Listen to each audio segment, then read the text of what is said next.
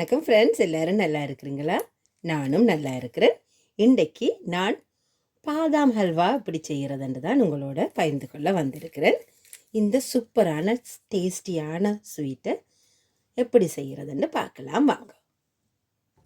முதல்ல ஒரு பாத்திரத்தில் தண்ணியை கொதிக்க வச்சு, தண்ணி கொதித்ததும் 100 கிராம் பாதாம் பருப்பை அதுக்குள்ளே போட்டு ஒரு 2 நிமிடம் மூடி அடுப்பை ஆஃப் பண்ணி விடுங்கோ. இதில் கொதி தண்ணியில் போட்டு எடுத்த பாதாம் பருப்பெல்லாம் தோல் நீக்கி எடுத்து வச்சிருக்கிறேன். இதில் 100 கிராம் பருப்பு எடுத்திருக்கிறேன். இதை மிக்சி ஜாரில் சேர்த்துக்கொள்ளுறேன். அதோட 200 ml பசும்பால் சேர்த்துக்கொள்ளுறேன். 5 ஏலக்காய் போட்டுக்கொள்ளுறேன். உங்கள்கிட்ட ஏலக்காய் பவுடராக இருந்தால் நீங்கள் அது செய்யும் போது அரைவாசி பதம் வரைக்கில் நீங்கள் போட்டுக்கொள்ளலாம். நான் பவுடர் இல்லாதபடியாக இதோட சேர்த்து நல்லா அடித்து எடுக்க போகிறேன். அடுப்பை லோ ஃப்ளேமில் வச்சுக்கொள்ளுங்க. இதில் 1 டீஸ்பூன் நெய் சேர்த்துக்கொள்ளுறேன். அதில் முந்திரி பருப்பு, அதாவது கஜுவை நான்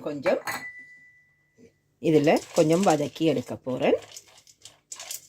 இந்த முந்திரி பருப்பு சிவக்க வர இதை இறக்கி புறம்பாக வைத்துக்கொள்ளுவோம். இப்போ இதில் பாதாம் பருப்பும், அதாவது 100 கிராம் பாதாம் பருப்பு எடுத்து சுடுதண்ணியில் போட்டு கொஞ்சம் நேரம் ஒரு 2 மினிட்ஸ் அந்த சூட்டில் விட்டு எடுத்து தோல் நீக்கி 200 ml மில்க் விட்டு, சாதாரண பசும்பால் தான் விட்டு இதில் நல்லா இப்படி பேஸ்ட்டாக அரைச்சிருக்கிறேன். இதோட சேர்த்துக்கொள்ளுறேன். இப்போ அடுப்பை நல்ல லோ ஹீட்லேயே வச்சுக்கொள்ளுங்க. இது வற்ற வேணுமென்றதுக்காக நீங்கள் அடுப்பை கூட்டி விட வேண்டாம், எல்லாம் தீந்து போகிற மாதிரி வந்துடும். லோ ஹீட்டில் வச்சு இதை கொஞ்சம் நேரம் கிளறி விடுங்கோ. பாருங்கோ, நாங்கள் சேர்த்த பாலிண்ட அளவு கொஞ்சம் இப்படி சுண்டி வருது.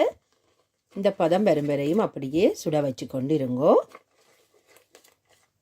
முக்கியமாக நீங்கள் கவனிக்க வேண்டியது கையை விடாமல் அப்படியே கிளறி கொண்டு இருக்கிறதான். இப்போ இதில் கொஞ்சம் குங்குமப்பூ எடுத்திருக்கிறேன். இதையும் இந்த கலவையில் சேர்த்துக்கொள்ளுறேன்.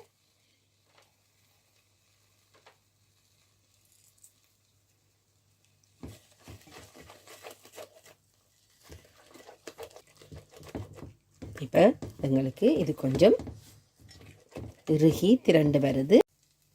இப்போ இதில் 75 கிராம் நாட்டு சர்க்கரை எடுத்திருக்கிறேன். இதோட சேர்த்துக்கொள்ளுறேன்.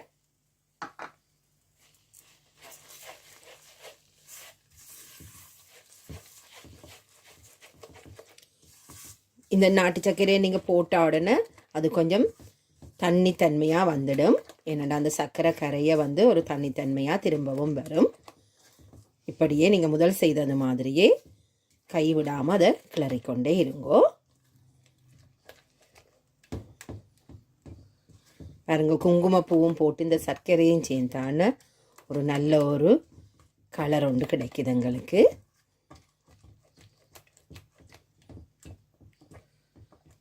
பாருங்க, இப்படி நல்ல கொலகொலப்பாக இது வந்துடும். ஆனால் நீங்கள் தொடர்ந்து கிளறி கொண்டிருங்கோ, அது எங்களுக்கு அல்வா படத்துக்கு சரியாக வரும். இப்போ இதோட நாங்கள் நெய்யில் வறுத்து வச்சுருந்த கஷ்யூ நட்ஸை நான் இதோட சேர்த்துக்கொள்ளுறேன். பாருங்கள், இப்போ இதில் இந்த நாட்டு சர்க்கரை துண்டுகள் இல்லாத அளவுக்கு எல்லாமே கரைஞ்சிட்டுது.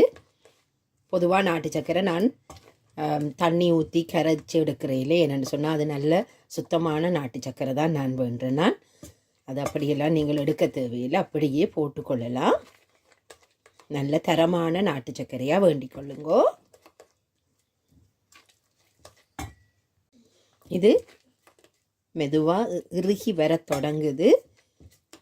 இன்னும் கொஞ்சம் இறுகி வர வேணும்.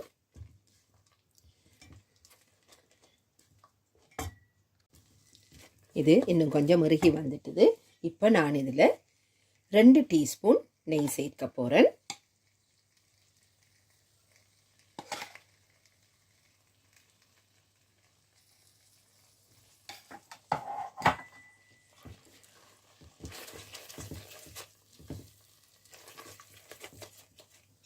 இதையும் இப்படியே இன்னும் கிளறி கொண்டிருப்போம்.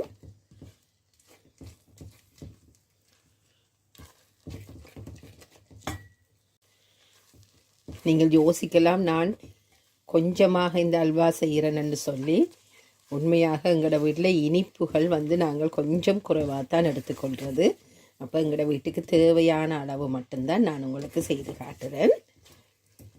இப்போ நான் இன்னும் ஒரு டீஸ்பூன் அளவுக்கு நான் நெய் சேர்த்தேனா.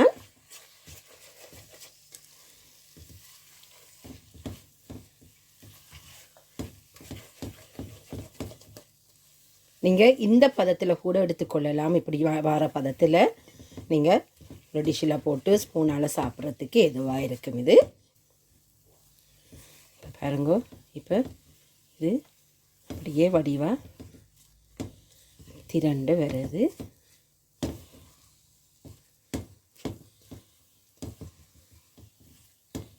இந்த பதம் சரியாக இருக்கும். சூப்பரான வாசனையாகவும் இருக்குது. இவ்வளவும் காண நாங்கள் இப்போ இதை இறக்கி கொள்ளுவோம்.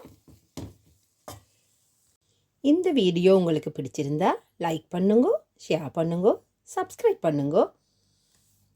டைம் ஃபார் குக்கிங் தமிழ் என்ற என்னுடைய சேனலுக்கு.